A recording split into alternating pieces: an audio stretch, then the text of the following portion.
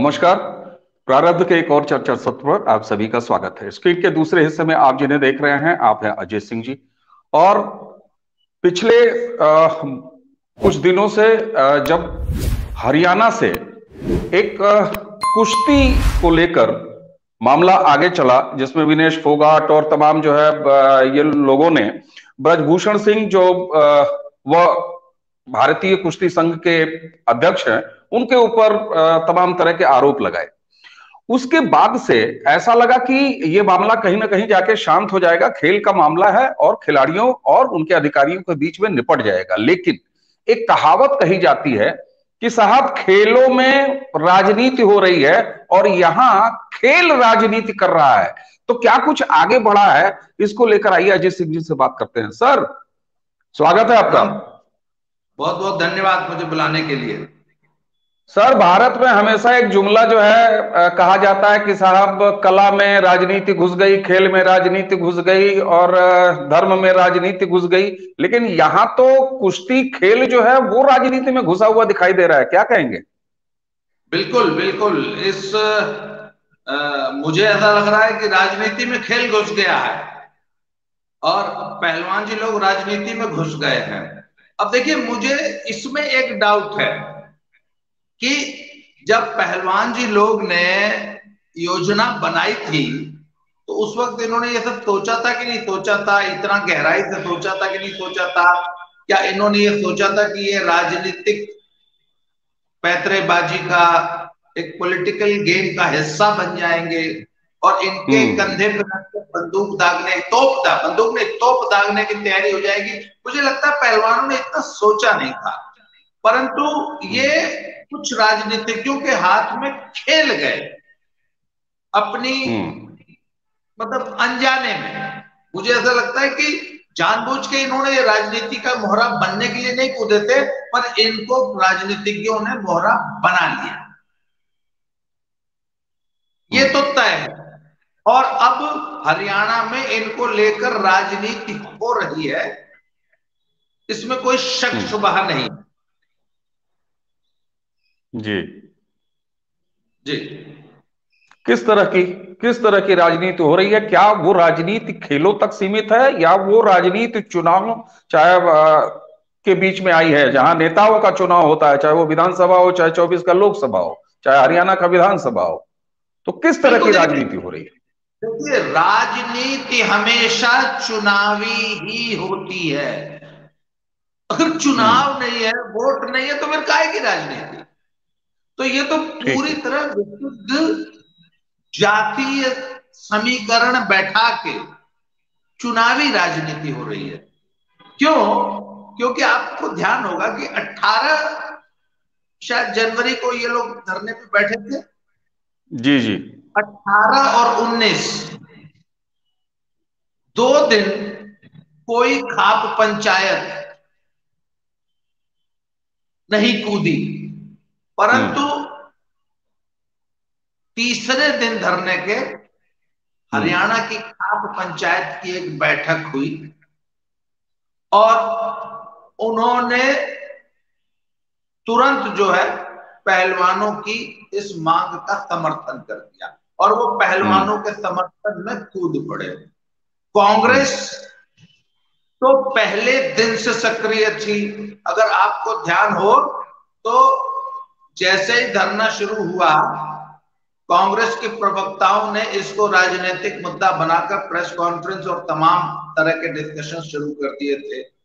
बिल्कुल। वो मुझे कांग्रेस की सबसे आक्रामक महिला प्रवक्ता सुप्रिया श्रीनेत हाँ ने बाकायदा प्रेस कॉन्फ्रेंस किया और उसको महिला हाँ। का मुद्दा बनाते हुए और तमाम तरह की बातें की। जी।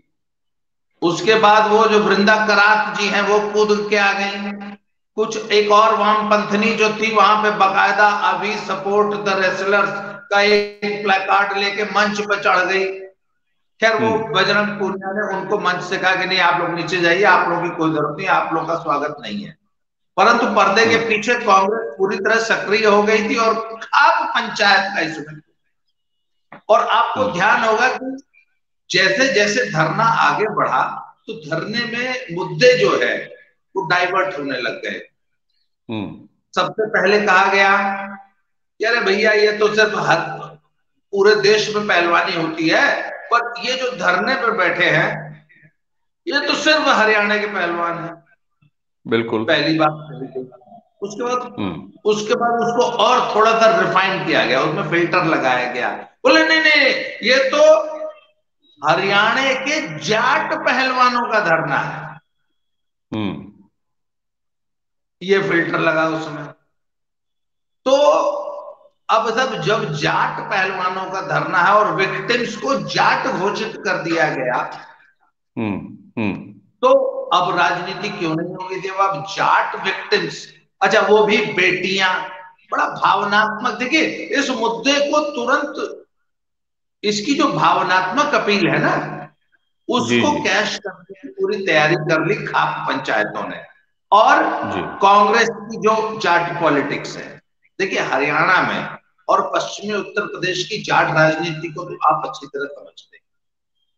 हरियाणा के जाटों की के एक बहुत बड़े वर्ग की, पूरे के नहीं, मैं अभी 4 दिन हरियाणा में बिता के आया हूं, मुझे ऐसा लगता है कि 50% जाट वोटर आज भाजपा समर्थक है हम्म। हरियाणा में।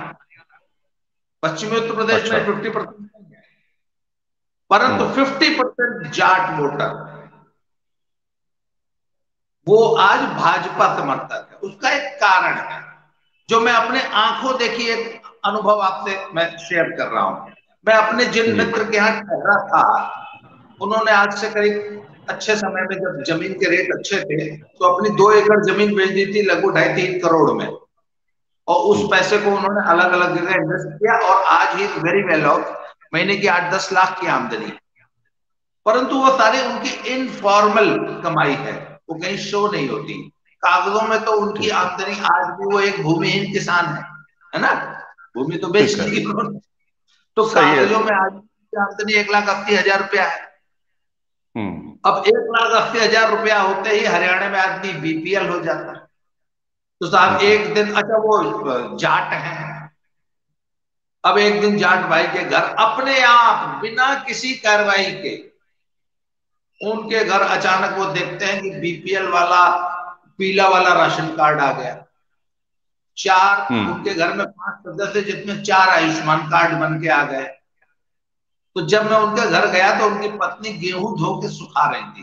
कहते भैया ये 25 किलो गेहूं और तमाम राशन फ्री मिलता है बीपीएल परिवारों को। वैसे तो जी। सबको मिलता है, पर बीपीएल बिल्कुल। परिवारों को खास तौर पर मिलता है दालें, चावल, गेहूं, नमक और दुनिया भर का राशन, चने। तो उन्होंने एक बात कही कि यार बिना मांगे इतना मिल रहा है हरियाणा सरकार हम्म। में, बीजेपी की सरकार में। तो उन्होंने एक टिप्पणी की, वो खुद जाट है, क्या बताओ इस सरकार को कोई क्यों हराएगा, कैसे हराएगा। तो तब 50% जाट जो है ना आज भी भाजपा समर्थक है हरियाणा में, परंतु जो नहीं है उनको तोड़ने की एक कवायद, उनको अपने में मिलाने की, और जो भाजपाई जाट है उसको अपने में मिलाने की मेहनत तो भाई राजनीतिक दल करेगा ही। बिल्कुल करेगा, तो उसे करना भी तो चाहिए। नेलो भी लगी रहती है उसमें, कांग्रेस भी लगी रहती है। हम्म। तो साहब अब ये एक भावनात्मक मुद्दा मिल गया जिसपे इन्होंने तुरंत तुरंत तुरंत में खाप पंचायत और कांग्रेस के पर्दे के पीछे से सड़क जाम करने की, चक्का जाम करने की और एक मिनी किसान आंदोलन करने की पूरी तैयारी कर ली थी। और दिल्ली आने वाली तमाम सड़कें, हरियाणा से दिल्ली आने वाली तमाम सड़कें, वही किसान आंदोलन का याद कीजिए, कहां किसान। कहां धरना, हरिपुर बॉर्डर छोड़ के हम्म। इन्होंने पूरी तैयारी कर ली थी। अगले हम्म। दिन से चक्का जाम होना था। तो वो तो अच्छा हुआ कि खेल मंत्रालय ने और भाजपा के ट्रबल शूटर्स ने खास उस तौर से। मामले को किया। बिल्कुल, क्योंकि क्योंकि वहां धरने पर बैठे जंतर मंतर पर पहलवानों ने जब प्रधानमंत्री को इन्वॉल्व कर दिया तो उसके बाद फिर वो एक बड़ी तेजी से आई और खेल मंत्री अनुराग ठाकुर ने वो सारा कुछ किया, और रात में वो जो पूरा मजमा सजा था वो देर रात में हट गया था। अच्छा, अजीत जी, एक चीज आपने इतनी जो बातें बताई वो बात समझ में आ रही है कि कैसे पहलवानों को सामने करके चुनावी राजनीति का एक पूरा माहौल बनाया गया, और वो माहौल अभी भी बना हुआ है, आगे भी उसकी पूरी गुंजाइश है। जी अब चुनाव दो तरह के हैं। यहां जब पहलवान इन्वॉल्व हैं, भारतीय कुश्ती संघ इन्वॉल्व है, तो एक चुनाव कुश्ती फेडरेशन का भी है, सरकार बनाने का, चाहे वो 2024 का लोकसभा चुनाव हो या हरियाणा का आने वाला विधानसभा चुनाव हो। इस चुनावी राजनीति के साथ ही एक चुनावी राजनीति तो खेल संघ की भी है, जो भारतीय कुश्ती संघ की। तो इसको किस तरीके से देखते हैं कि इसकी कितनी भूमिका रही है इस पूरे माहौल को खड़ा करने में? नहीं, देखिए उसमें कुछ एक और दूसरे एंगल भी हैं। जैसे कि मैंने हम्म। बताया कि इस पहलवानों की इस धरना प्रदर्शन और इस हरकत को बल मिला था जब हरियाणा में संदीप सिंह जो खेल मंत्री थे, हॉकी पूर्व हॉकी ओलंपियन खिलाड़ी, भारतीय टीम के हम्म। कप्तान, जब उनके ऊपर एक हरियाणा की ही एक कोच ने आरोप लगाया था और उनसे चार्ज जब ले लिया गया था खेल मंत्रालय का, तो उस हम्म। घटना से पहलवानों को एक राह मिली थी, एक बल मिला था। उस हम्म। घटना ने पथ प्रदर्शक का काम किया था। और कुछ हद तक मुझे यह भी लगता है कि जो हरियाणा की पॉलिटिकल फोर्सेस हैं, वो उन्होंने पहले संदीप सिंह खेल मंत्री को एक पायलट प्रोजेक्ट के रूप में टेस्ट किया। जब वो सफल हो गए उसमें काफी हद तक संदीप सिंह को न्यूट्रलाइज करने में, तो उन्होंने ये दांव चल दिया ब्रजभूषण सिंह पे। और तब वो, मैंने जैसे आपको पिछली वीडियो में भी कहा था, ब्रजभूषण सिंह संदीप सिंह नहीं है। ठीक है। संदीप सिंह कोई राजनैतिक विसात वो नहीं है, स्टैंडिंग नहीं है। He is not a hmm. Leader of masses. उनके अपने विधानसभा में खुद की कोई पॉलिटिकल स्टैंडिंग, कोई मास बेस नहीं है, वोटर ठीक बेस है। नहीं है। परंतु हम्म। ब्रजभूषण शरण सिंह एक जमीनी नेता, रुपए पैसे से अत्यधिक संपन्न है, बाहुबली है। यूपी में राजनीति में बाहुबल का क्या महत्व है, धन बल का क्या महत्व है, जन बल का क्या महत्व है, ये तो आप अच्छी तरह समझते हैं। और हम्म। भैया, ब्रजभूषण शरण सिंह चार अलग अलग संसदीय क्षेत्रों से अलग अलग पार्टियों से। पार्टियों से चुनाव जीत चुके हैं। जो हम्म। आदमी चार संसदीय क्षेत्र, वो भी यूपी के, हम्म। डील करता हो, तो यूपी का चार संसदीय क्षेत्र आधा हरियाणा हो जाता है सर। सही ब्रजभूषण बात है। सिंह जिस जनसंख्या को डील करते हैं ना, उतनी जनसंख्या में आधा हरियाणा कवर हो जाएगा। तो ब्रजभूषण ठीक बात सिंह है। छोटे मोटे नेता नहीं है। भाजपा चार लोकसभा और 25-30 विधानसभा में प्रभाव डालने वाले लीडर को, वो बकरी का बच्चा नहीं है कि दौड़ा के एक टांग पे पकड़ लेंगे और घसीट लेंगे और बोलेंगे चलो बेटा इस्तीफा दो। और एक बात बताइए ना, एक आदमी के 40 साल के सोशल और पॉलिटिकल लाइफ पे, उसके 40 साल पुराने पॉलिटिकल कैरियर पे आप इस प्रकार के घिनौने आरोप लगा के निकल जाएंगे, और एक आदमी का अगर वो आरोप प्रूव हो या ना हो, आपने तो सिर्फ हम्म। आरोप लगाया और भाग गए।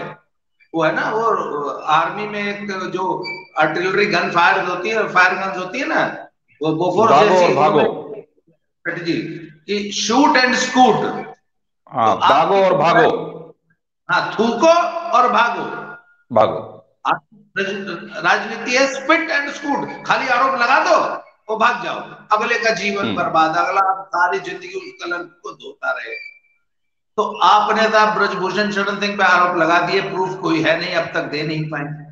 अच्छा, हम्म। संदीप सिंह पे जिस लड़की ने आरोप लगाया तो उसका क्या हुआ? आज तक कोई प्रूफ नहीं दे पाई है, परंतु उसका बिल्कुल। प्रलाप आज या नरगल उसी तरह चालू है। हम्म। तो सब हम्म। बात यह ना कि यूपी की जो राजनीति है, उसमें Brijbhushan Singh is too important. वो बहुत ज्यादा महत्वपूर्ण है, और वो इस प्रकार के बिलो द बेल्ट हमले को चुपचाप संदीप सिंह की तरह लेट नहीं जाएंगे, स्वीकार नहीं करेंगे। और उन्होंने ये ठीक। बात बीजेपी लीडरशिप को कन्वे कर दी है। ठीक है, ठीक है। अब यहां आप दो चीज कह रहे हैं, यहां दो चीज कह रहे हैं। यहां एक बात हो रही है कि हरियाणा में, चाहे हरियाणा की विधानसभा की राजनीति हो, चाहे हरियाणा के लोकसभा की राजनीति हो, एक राजनीति है जो चुनावी राजनीति है।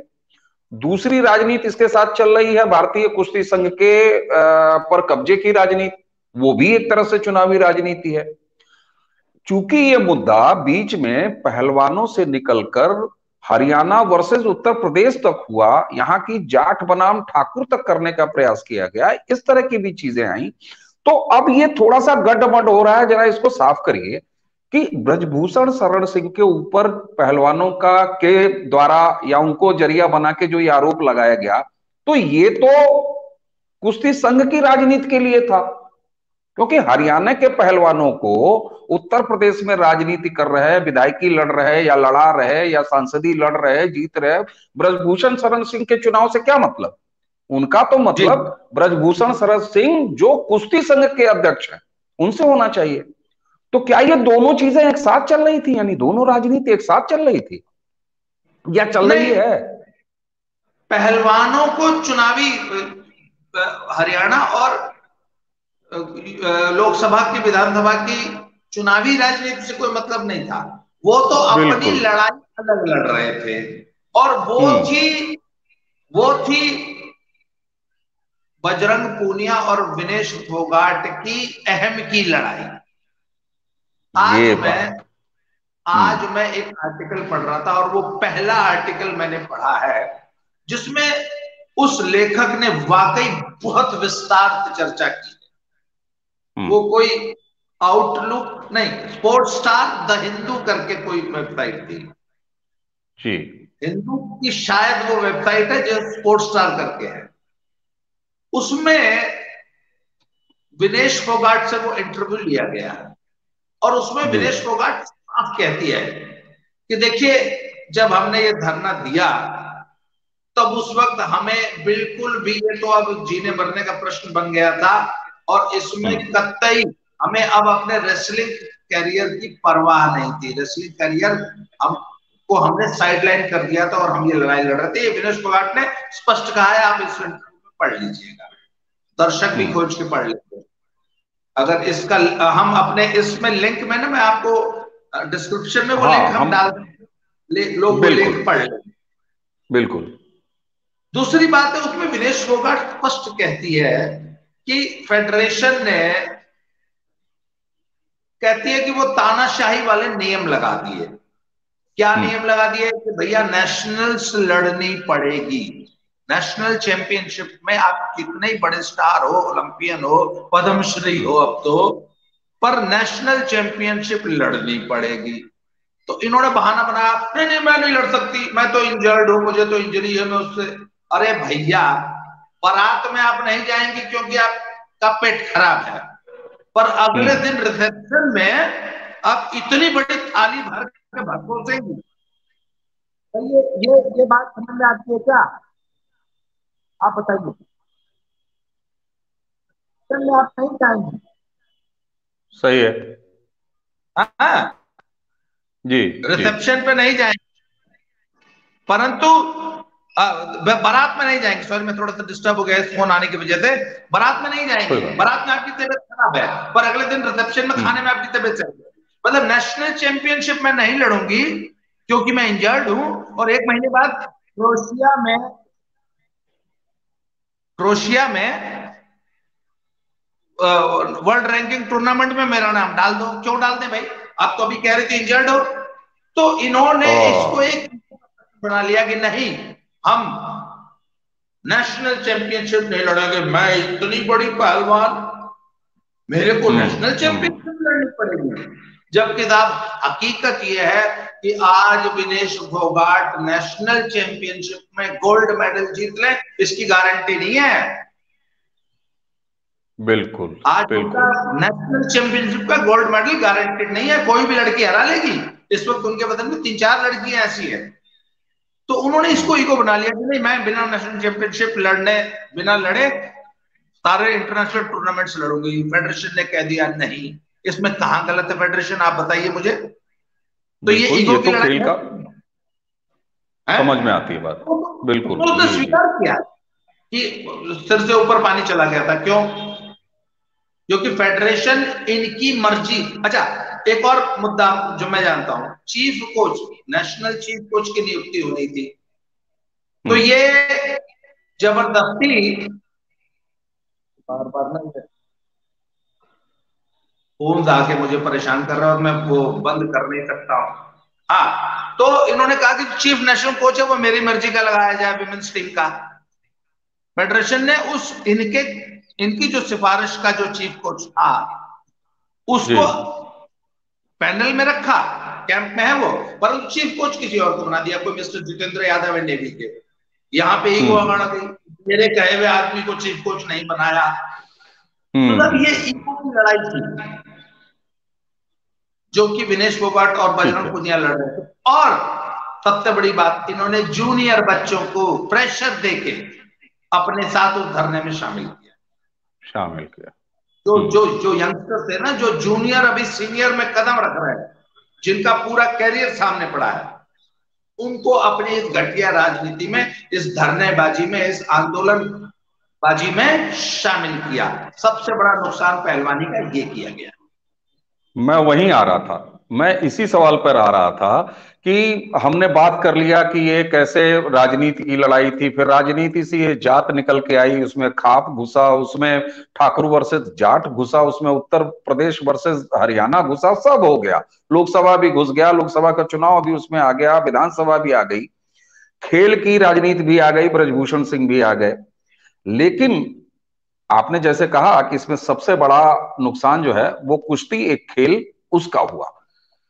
वह कुश्ती जो कि पिछले 7 8 10 सालों 15 सालों में भारत में कुश्ती एक अलग लेवल पर पहुंच रही थी, चाहे अंतरराष्ट्रीय मंच हो चाहे राष्ट्रीय मंच हो। अब जबकि ये राजनीति यानी कुश्ती जो है एक बार राजनीति में घुस गई है, तो अब इसका आगे कुश्ती पर, एक खेल पर आप क्या असर देखते हैं, क्या नेगेटिव असर देखते हैं जो कि तुरंत आ सकता है और आगे लंबे समय में भी उसका प्रभाव पड़ सकता है कुश्ती पर?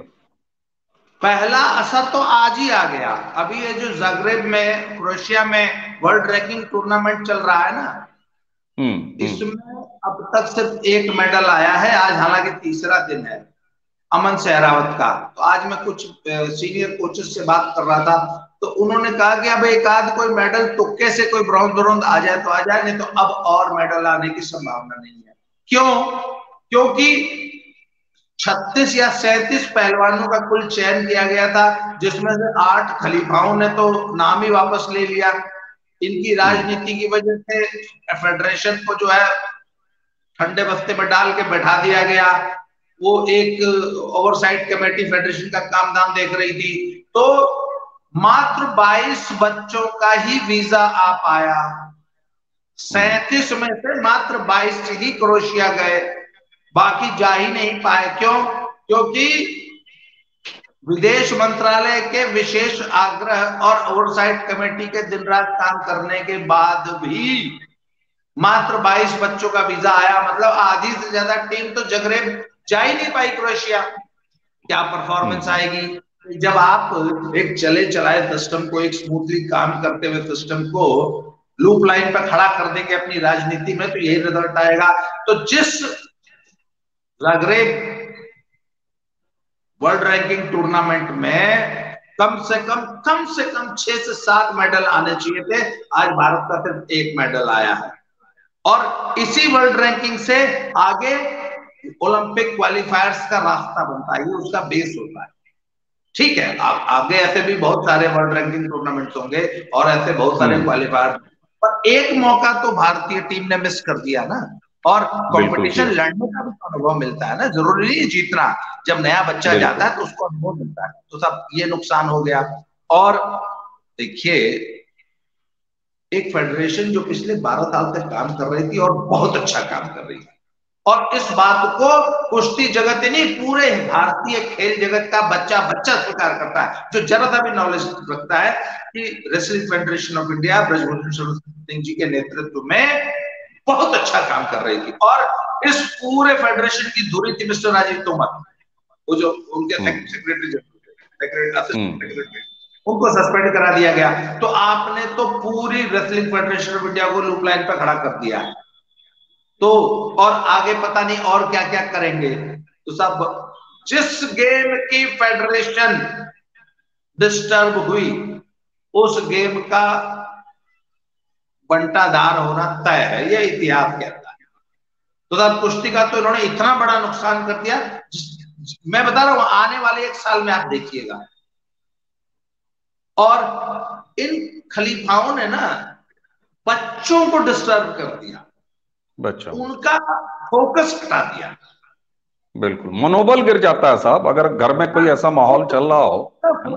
पहलवानी ना होके ये कुश्ती संघ की राजनीति बन गया है। ऊपर से उन्होंने बोल दिया कि नहीं, पूरे संघ को भंग करो और पहलवानों को इसमें डिस्टर्ब। और उसमें एक एंगल और है, देखिए ब्रजभूषण शरण सिंह जी पिछले 3 टर्म से लगातार संघ पे काबिज हैं और चुनाव जीत के आए हैं, चाहे निर्विरोध जीते हो चाहे, और उन्होंने अपने पूरे जो राज्य कुश्ती संघ है उसमें पूरी उनकी पूरी एक टीम सेट है। ठीक है। तो अब ये जो हरियाणा की जो लॉबी है ना, ये कहते हैं कि चूंकि मेडल हम जीतते, पहलवान हम है, सारी पहलवानी तो हरियाणा में है, तो संघ भी हमारा होना चाहिए, संघ पे आदमी भी हमारा, तो इसको एक ना वो एक नेचुरल हक मान के चलते हैं। तो ये तैयारी थी कि अब की बार, अब अगला जो चुनाव आएगा उसमें सुशील पहलवान को, अच्छा, ब्रजभूषण शरण सिंह के सामने खड़ा करने की पूरी तैयारी थी। पर सुशील पहलवान जी जो है वो अलग ही दुनिया में जी रहे थे, तो जेल चले गए। अब जब सुशील जेल चले गए ना, तो नेक्स्ट कंटेंडर जो इंडियन रेसलिंग में बच जाता है वो बजरंग पूनिया। तो एक अच्छा, और बड़ा सीनियर पहलवान है, पर उनका नाम है योगेश्वर दत्त, और वो बाई चांस जाट नहीं। अब तक जब जाट नहीं है तो भारतीय अपना हरियाणा की कुश्ती में एक नॉन जाट का कैसे वर्चस्व हो जाएगा, इसलिए वो तो रेस में कहीं है नहीं। सुशील कुमार रास्ते से हट गए, तो अब बजरंग पूनिया जो ना एक नेचुरल एक विकल्प बन के उभर आते हैं, being a wrestler, celebrated wrestler. तो बहुत से लोग इस एंगल से भी सोचते हैं कि ये कुश्ती संघ पे बजरंग पूनिया द्वारा कब्जे की भी एक कवायद हो सकती, पर हालांकि ये इतना आसान नहीं होता, क्योंकि इसमें स्टेट यूनिट्स जो है ना वो वोट करती है, उनके डेलीगेट्स वोट करते हैं, और स्टेट यूनिट्स और यूनियन की कम से कम 40 से ज्यादा स्टेट एसोसिएशंस हैं। तो वो चुनाव इतना आसान नहीं है, उसकी गोटियां 4 साल पहले सेट करनी पड़ती है। 4 साल पहले अपने लोगों को जो है, वो जैसे कैबिनेट में सीएम कौन बनेगा ये इस बात पर डिपेंड करता है कि टिकट वितरण कैसा हुआ, किसके कितने आदमी एमएलए बने, ऐसे ना सीएम बनता है। तो आपकी स्टेट एसोसिएशन में क्या स्टैंडिंग है, कौन लोग आपको वोट देंगे जो आप डब्ल्यूएफआई के अध्यक्ष का चुनाव लड़ेंगे, तो तब उसमें ब्रजभूषण सिंह को इस तरह न्यूट्रलाइज कर देना इतना आसान नहीं है जितना ये सोच रहे थे, पर सब कोशिश करने में क्या हर्ज है। ये एक एंगल है और इसको आप सिरे से नकार नहीं सकते, बिल्कुल नकारा नहीं जा सकता, मांगेंगे तो नहीं है, पर यह भी एक एंगल है। बिल्कुल बिल्कुल। और इसको इसको जैसा आपने कहा ना कि इसको नकारा नहीं जा सकता, बिल्कुल नकारा नहीं जा सकता, इसलिए कि ये आंदोलन या ये जो पूरा मजमा सजा था जंतर मंतर पर, या ये जो पूरे मामले की शुरुआत हुई थी वो पूरी तरह से एक पॉलिटिकल आंदोलन की तरह शुरुआत हुई थी। तो जब आपका अंदाज ही राजनीताना है और राजनीति करते हुए आप दिख रहे हैं, तो उसके पीछे आपकी कोई चुनावी मंशा क्यों ना हो, तो ये कोई बात जो है वो पूरी कल्पना नहीं हो सकती। चलते चलते बहुत संक्षिप्त में एक छोटी सी बात, ब्रजभूषण शरण सिंह या भारतीय कुश्ती संघ, इसकी तरफ से कैसा पलटवार आप देखते हैं इस पूरे अनुशासनहीनता के तरफ? देखिए, अगर सामान्य परिस्थितियां होती तो कुश्ती संघ इसमें इन पहलवानों के खिलाफ बहुत स्ट्रिक्ट डिसिप्लिनरी एक्शन लेता, और हो सकता है कुछ लोगों को लाइफ बैन या 2-4 साल का बैन भी कर देता। पर अब इसमें चूंकि जातीय राजनीति घुस गई है, इसलिए बीजेपी की लीडरशिप जो है ना, वो बड़ा सेफ प्ले कर रही है। वो ऐसा कोई भी कदम नहीं उठाएंगे जिसमें हरियाणा और पश्चिमी उत्तर प्रदेश का जाट वोट बैंक जो है वो मतलब इरिटेट हो जाए। मैं ये नाराज शब्द तो नहीं यूज करूंगा, पर वो ऐसा कोई काम नहीं करेंगे कि इरिटेट हो जाए। और चूंकि भावनात्मक मुद्दा है और पहलवान जी लोग ऊपर से लड़कियां, ये अपने आप को होली काऊ समझती है। ये भारत में ना हमारे होली काऊ सिंड्रोम जो है ना, इस पे हम लोगों ने बिल्कुल, इस पे हम लोगों ने विस्तार से बात की थी पिछली वीडियो में, कर रहे हैं ना। तो मुझे नहीं लगता कि राजनीतिक कारणों, वोट बैंक की राजनीति के कारण, मुझे नहीं लगता कि फेडरेशन इनके खिलाफ कोई बहुत ज्यादा स्ट्रिक्ट एक्शन लेने की स्थिति में आएगी। जब ये जांच पूरी हो जाएगी तब भी। बिल्कुल। तो हालांकि ये दुखद है, बेहद दुखद है। जैसे आप से बातचीत में ये एक पूरी तरह समझ में आया कि भविष्य में कुश्ती, भारतीय कुश्ती का कितना नुकसान होगा इस पूरे तमाशे से, वो तो अलग बात है। नुकसान तो आज ही कितना हो गया ये भी आपने गिना दिया। जहां 5-6 मेडल आने चाहिए तो वहां अब तक सिर्फ 1 मेडल आया है, शायद अब इसके आगे आए भी नहीं। ये नुकसान जरूर कुश्ती का है, खेल का है। और यह एक अनोखी घटना कही जाएगी जब किसी चीज में राजनीति घुसती थी और आज जो है खेल ही राजनीति में घुसी पड़ी है। तो मुझे उम्मीद है कि दर्शकों का भी इस पर एक अलग तरीके की समझ और अलग तरह की जानकारी होगी। और जिस इंटरव्यू की आप बात कर रहे थे, उस इंटरव्यू के लिंक को हम इस डिस्क्रिप्शन में बिल्कुल डालेंगे। अजय सिंह जी, आपने हमें समय दिया और इन बातों पर हमने एक अच्छा अलग तरीके से अपनी समझ बढ़ाई। समय देने के लिए आपका बहुत बहुत धन्यवाद। और इससे पहले कि हम आपसे विदा लें, प्रारब्ध के दर्शकों से एक बार फिर वही निवेदन, अब तक अगर इस चैनल को आपने सब्सक्राइब नहीं किया है तो सब्सक्राइब कर लीजिए, बेल आइकॉन दबा लीजिए। तो इसी के साथ देते हैं अजय सिंह जी को धन्यवाद और करते हैं नमस्कार। थैंक यू अवनीश भाई, थैंक यू वेरी मच। मुझे प्रारब्ध में अपने इस मंच से मौका देने के लिए बहुत बहुत धन्यवाद। प्रारब्ध के सभी दर्शकों का भी बहुत बहुत धन्यवाद। और ये वीडियो दद्दा की खरी खरी में भी आएगा, तो वहां भी लोग देखेंगे और बहुत जल्दी फिर मिलते हैं। Thank you very much.